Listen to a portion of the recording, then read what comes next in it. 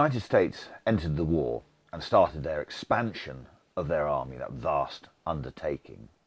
One of the things they needed quite early on was combat experience to start developing new tactical doctrines.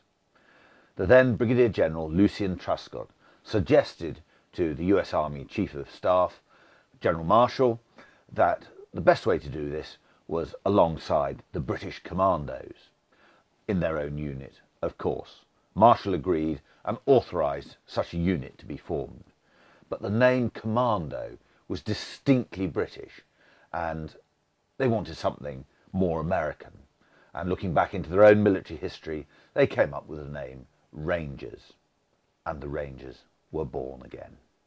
Recruiting began, and about 1,500 men, principally from the 34th Division in Northern Ireland, put their names forward. But interviews and basic tests whittled that number down to 575 men who started training at Carrickfergus in Northern Ireland. 104 further men were lost during this initial training, and topped up by other volunteers, a total of 488 soldiers under Major William O. Darby went across to Scotland to the British Commando Training Centre at Achnacarry. Here, under Lieutenant Colonel Charles Vaughan, the famous British Commando training officer, the American Rangers did extremely well, and they returned to Northern Ireland to prepare for operations. Their first operational experience gained by the Rangers was during the course of the Dieppe raid, when 40+ Rangers joined 2nd Canadian Division in the dreadful Dieppe raid.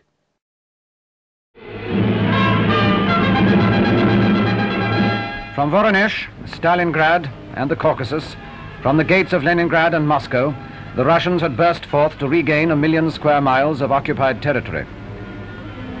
At Alamein, on the threshold of Egypt, the floodwaters of Nazi conquest had been checked, driven back, and now British, American and Free French forces had swept the whole continent of Africa clean.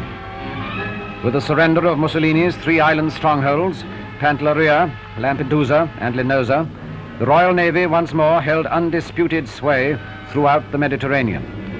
At last, the surging tide of Allied victories was crumbling the outer bastions of Europe itself.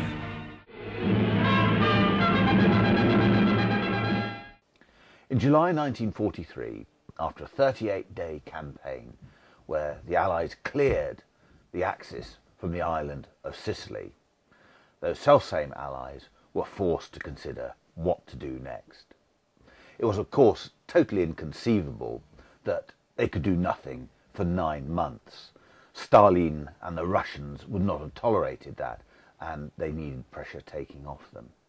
Also, even though Mussolini was now out of the picture, one last push was still needed to take Italy out of the war, and this in itself would do more to help the Russians than anything else, because the Italian divisions that were garrisoning the Balkans would have to be replaced by German divisions, and there were precious few of them post-Stalingrad.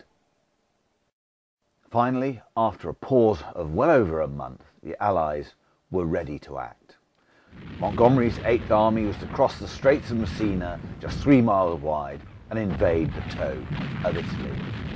Meanwhile, General Mark Clark was preparing his 5th Army to land at Salerno on the 9th of September 1943.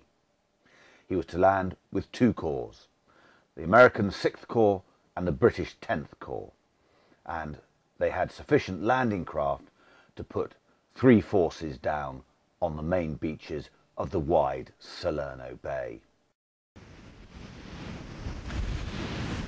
If, however, Clark's army was to break out from the area of the main beaches at the back of Salerno Bay, then he would need to have the passes to the north of the town of Salerno held. A, to prevent the Germans from using them to mount counterattacks on the landing, and of course there were known concentrations of Germans guarding the Naples area, and B, for the Allies themselves to use for their drive on the port facilities of Naples, which are so vital to the campaign.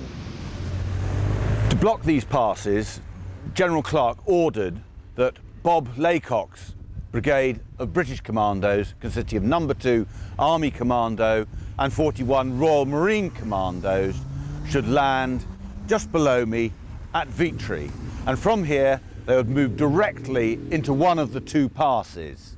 The second pass would be dealt with by 46th British Division. But there was a problem, and that problem was that 5 miles to the west there was a high mountain pass, the Chinuzi Pass, and if this pass was not in Allied hands, then the Germans could outflank the British via the Sorrento Peninsula.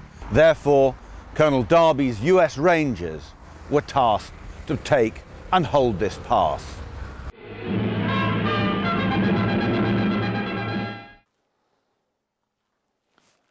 Landing on a rocky, enemy-held coast on a moonlit night was exactly the kind of operation that the Rangers had been raised for and trained for so expensively in Scotland. They'd also proved their worth almost immediately on operations, and the decision was quickly made to expand the Mediterranean Ranger Force by 2 battalions. The 1st Rangers provided carders around which selected volunteers were welded into 2 new battalions, 3rd and 4th Ranger Battalions. They were activated in time for Operation Husky, the invasion of Sicily. Together, these 3 battalions were known as Darby's Rangers. Captain Darby, which is what he was at the beginning of the war, was now a full colonel in command of the equivalent of a brigade. The Ranger Force was, of course, lightly armed and equipped, and it was assessed that for a successful landing on the Sorrento Peninsula, they would require their own land-based artillery support. And to that end, 319 Glider Field Artillery Battalion, armed with 75mm guns, would join the Rangers, along with Company C of 83rd Chemical Mortar Battalion. I hasten to add that they were actually in their conventional role as ordinary heavy mortars rather than chemical. The last 2 elements were also provided by 82nd Airborne Division, Company H of 304th Parachute Infantry Regiment, and a company of Airborne Engineers.